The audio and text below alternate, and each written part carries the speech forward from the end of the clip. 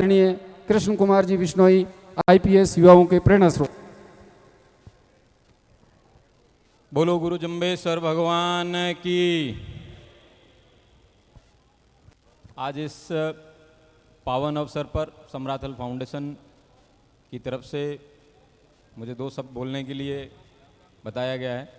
मैं संक्षिप्त में प्रयास करूंगा कि आप सब लोगों के सामने कुछ ऐसे ज्वलंत मुद्दे हैं जिनको उठाएं, जिन पे बात की जाए, पूरे समाज के रूप में बात की जाए। समराथल फाउंडेशन में जो पुनीत कार्य पिछले 7 वर्षों से करते आ रहे हैं, यह कोई छोटा काम नहीं है। स्पेशली एक ऐसी कम्युनिटी जिसमें अभी तक शिक्षा का हिस्टोरिकली अभाव रहा है और कोलैबोरेटिव अप्रोच होनी चाहिए, उसकी जगह कम्पिटिटिव अप्रोच ज़्यादा है। तो बगल में कोई सक्सेसफुल होता है तो उसकी लोग ज़्यादातर टांग खींचने का प्रयास करते हैं बजाय कि उसको अप्रिशिएट करना है। हमें एक ऐसा समाज बनाना है, एक ऐसी मुहिम छेड़नी है जो समराथल फाउंडेशन ने छेड़ी है कि पॉजिटिव तरीके से, कोलैबोरेटिव तरीके से सबको साथ लेके हर एक व्यक्ति जो भामाशाह आगे आया है, उन्होंने आज दिखाया है कि बिश्नोई समाज क्या है, बिश्नोई समाज क्या कर सकता है और किस स्तर तक वो जाके किसी की मदद कर सकते हैं कि एक दिन के अंदर करोड़ों की राशि है वो एक समाज के पुनीत कार्य के लिए जुटा सकते हैं। तो इसके लिए ओम जी एडीएम साहब को, डॉक्टर डीपी बोस को और उनकी पूरी जो कार्यकारिणी है उनको बहुत बहुत साधुवाद कि उन्होंने 100 से ज़्यादा बच्चे अभी तक आईआईटी, नीट और इस तरीके की एग्जामिनेशंस में सरकारी मेडिकल कॉलेज और सरकारी आईआईटीज़ के अंदर पढ़ रहे हैं। और उनके साथ साथ ये वो बच्चे हैं, अगर उनको अच्छी एजुकेशनल फैसिलिटीज़ नहीं मिलती तो बच्चे उस मुकाम तक नहीं पहुंच पाते। बेसिकली इन्होंने 100 से ज़्यादा ऐसे परिवार का उद्धार किया है जिनका उद्धार नेक्स्ट टू इम्पॉसिबल था। हो सकता है कि उनमें से कोई एक मेहनत करके अपने बल पे कहीं आगे निकल जाए, लेकिन इन्होंने जो प्लेटफॉर्म दिया है ये वास्तव में साधुवाद के पात्र हैं। पिछले काफ़ी समय से देख रहे हैं हम समाज के अंदर कि बहुत सारी पॉजिटिव खबरें भी आती है, व्हाट्सएप मैसेजेस सर्कुलेट होते हैं जिसके अंदर लिस्ट आती है कि बिश्नोई समाज के इतने लोग सेलेक्ट हुए, इसमें इतने लोग सेलेक्ट हुए।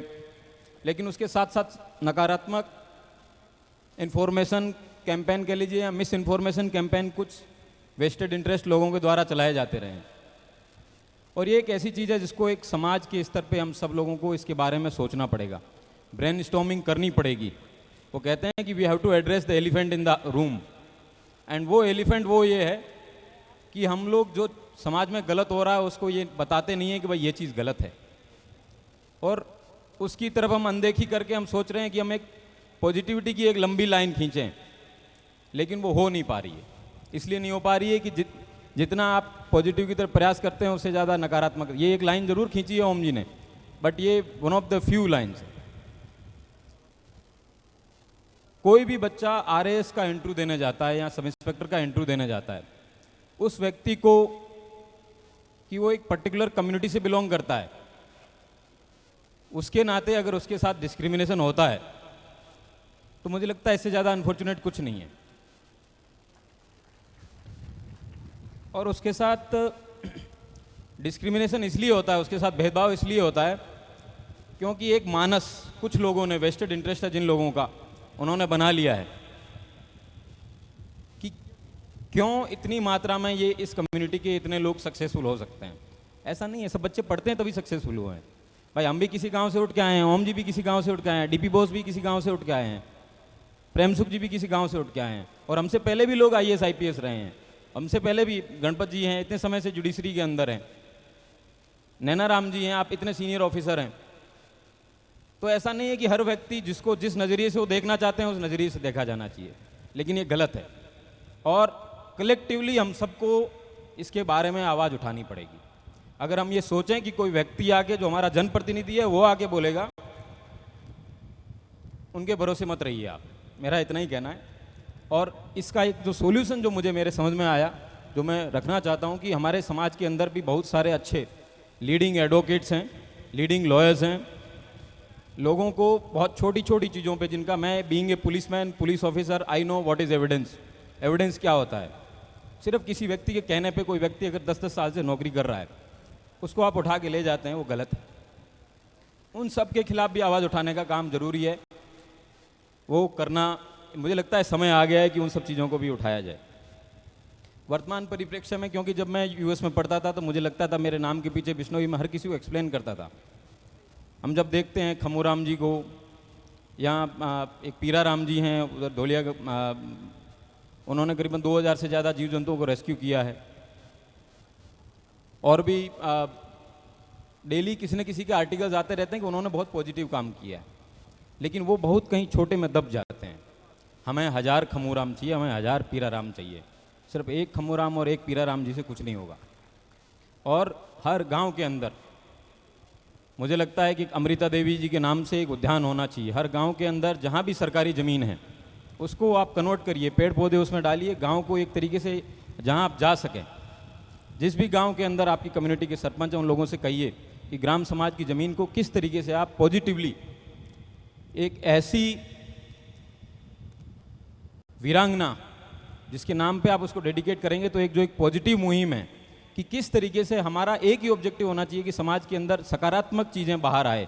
और एक जो समाज दुनिया के अंदर जो जाना जाता है कि वाइल्ड लाइफ के लिए, वाइल्ड लाइफ प्रोटेक्शन के लिए, उन सब चीज़ों के बारे में हमें उसको दुनिया को जनवाना है। और वो तभी जनवा पाएंगे जब इस जहाँ कहीं भी कोई व्यक्ति चलेगा उससे पूछेगा कि आप फलां बिश्नोई है, उस व्यक्ति को उसके बारे में सूचना होनी चाहिए कि ये ऐसे एक ऐतिहासिक समाज से आते हैं, जिस ऐतिहासिक समाज हमेशा जो शहीद हुआ है वन्य जीवों के लिए, वाइल्ड लाइफ के लिए। तो जो समराथल फाउंडेशन जो काम कर रहा है वो शिक्षा के क्षेत्र में काम कर रहा है और बहुत ही अच्छा काम कर रहा है। और मैं कह सकता हूँ दावे के साथ कि जिस तरीके की टीम है, आने वाले 10 सालों में आपको कई IAS, RAS, engineers, professors, doctors, IITians, तमाम प्रकार के ऑफिसर्स और गवर्नमेंट सर्विसेज में लोग मिलेंगे। लेकिन गवर्नमेंट सर्विस एक बहुत मिनिस्क्यूल पार्ट है सिस्टम का। हो सकता है क्योंकि हम लोगों के बीच में कुछ लोग निकले हैं तो आप लोग हमको सम्मान देते हैं, लेकिन बहुत सारा ऐसा समाज है जो सरकारी सिस्टम के परे है और हमको उसमें भी अपने लोगों को टैप करना है, उसमें भी लोग जाएं और उसमें सेवाएं दें और वो समाज में अच्छी जगहों पे जाएं। तो उसके लिए भी हमें मेहनत करना पड़ेगा। मेरा मानना है कि अभी बैठ के डिस्कशन हो रहा था कि क्यों ना हम जो क्लैट है, गणपत जी हैं, हमने शुरू से नाम सुना तो गणपत जी का ही सुनते हैं कि जज साहब कौन है, दिमाग में आता है गणपत जी जज साहब। लेकिन क्यों ना हमारे यहाँ पे बच्चे क्लैट करें बड़ी से बड़ी मात्रा के अंदर, क्यों ना वो जुडिशरी का एग्ज़ाम दें, क्यों ना वो भी अच्छी मात्रा में जजेस बने।